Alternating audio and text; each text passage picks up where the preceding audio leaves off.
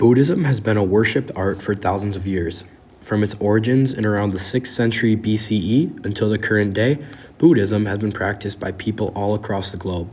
The history of Buddhism and the Buddha is one that is extremely complex with many twists and turns. Throughout this time, Buddhism has transpired and progressed for a multitude of reasons. The expansion of Buddhism to other countries caused it to become adapted and changed to fit certain cultural norms. As I said before, telling the complete story of Buddhism would take far too long. Telling the story through art and artifacts can be much more visually appealing. Buddhism has progressed in many more ways than one, but most visibly, the progression of art can be most noteworthy. To simplify the history of Buddhist art even further is to focus on the progression of how Buddhism and its founder Buddha has changed in representation over time. The guiding question to research a topic of this nature is far more complex than what changed.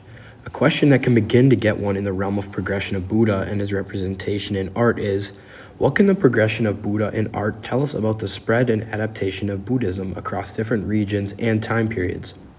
This question, at first sight, can appear to be a lot, but after unpacking and understanding the many stages that come with this Buddhist art, it is much more manageable in terms of understanding. As I just stated, Buddhist art and its progression is somewhat linear in nature and can be broken down into 4 distinct time periods. The first time period can be classified and named the Aniconic phase, which took place from the beginning of Buddhism or about the 6th century BCE until the 1st century CE. This stage then progresses into the next phase, which is the emergence of iconism, and that took place from the 1st century CE until the 3rd century CE. The third phase that took place surrounded the beginning of wide recognition of Buddhism and can be called the regional and stylistic diversification of Buddha, and this took place from the 4th century to 10th century CE.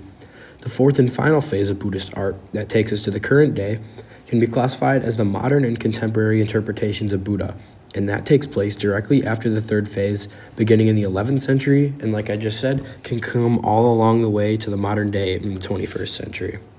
Now, to go into further detail about the individual phases, the first is the Aniconic phase, which took place from the 6th century BCE until the 1st century CE. And a term to classify by would be symbolic.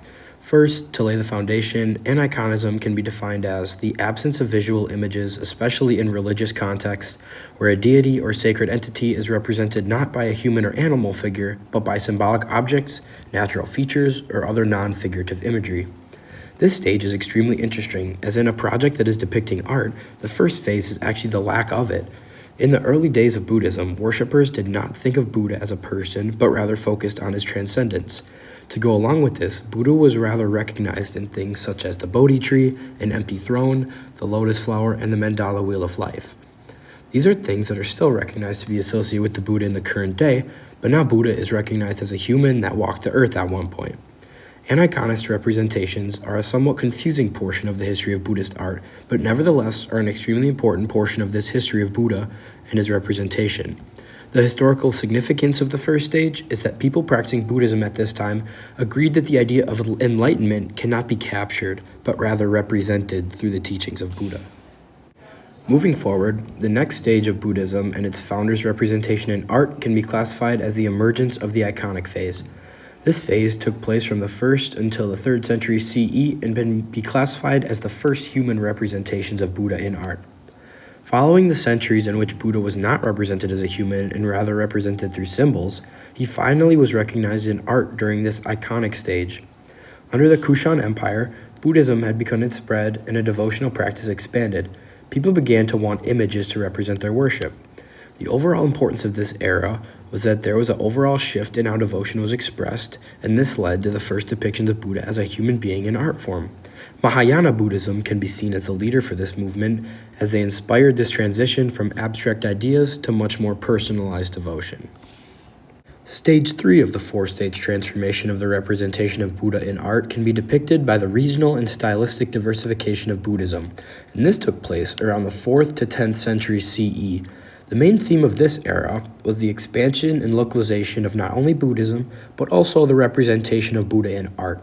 This is the era in which Buddhism overall is beginning to really catch on across parts of the world. Through the Silk Road, Buddhism had begun to spread all across Asia and was slightly tweaked and adapted to each Asian country. This is where the art and representations of Buddha really started to diversify and become interesting. The art, along with new techniques and supplies, became much more elaborate and narrative in nature. Buddha and his representation in art began to adapt to Chinese, Korean, Japanese, Tibetan, and Southeast Asian cultures. The overall context of these slight adjustments can be said to come from the different sects, which essentially emphasize different paths to enlightenment, which is further reflected through the art. The fourth and final stage of Buddha and its representation in art can be classified as the modern and contemporary interpretations of Buddha. These primarily began in the 11th century and can be seen all the way to the current day. The overall theme of this current era of Buddhist art can be referred to as the continuity and innovation of Buddhist representations. Like the past three stages, Buddhist art continued to be seen in temple art, sculptures, and paintings, but once the West began to get involved, it took a turn.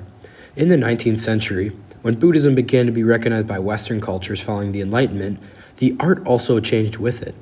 As Wilfred Cantwell Smith often battles the idea of religion, he claims that Buddhism was forced to significantly adjust and seemingly appear for the Western need. As this transition occurred, the art and representation of Buddha also began to arise. Museum pieces, modern sculpture, pop culture references, and even abstraction began to take shape.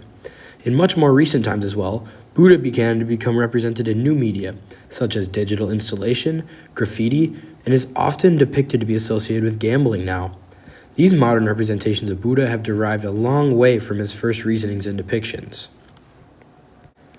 In conclusion, Buddhism has been around for thousands of years and has withstood the test of time. Included in my closing remarks are quotes by two extremely influential and profound individuals, both speaking about the longevity of Buddhism. Albert Einstein stated, "If there is any religion that could respond to the needs of modern science, it would be Buddhism." To go right with this quote, Gautama Buddha stated, "Greater in battle than the man who would conquer 1,000 men is he who would conquer just one, himself." These two quotes can be analyzed as showcasing the extreme longevity of Buddhism. The art of striving to be a greater being and reaching enlightenment is essentially the pursuit of being the greatest version that you can possibly be. Recognized still to this day, Buddhism, and further the representation of its creator, can be seen to change greatly, but you can see the growth and global culturalization throughout time, through the art.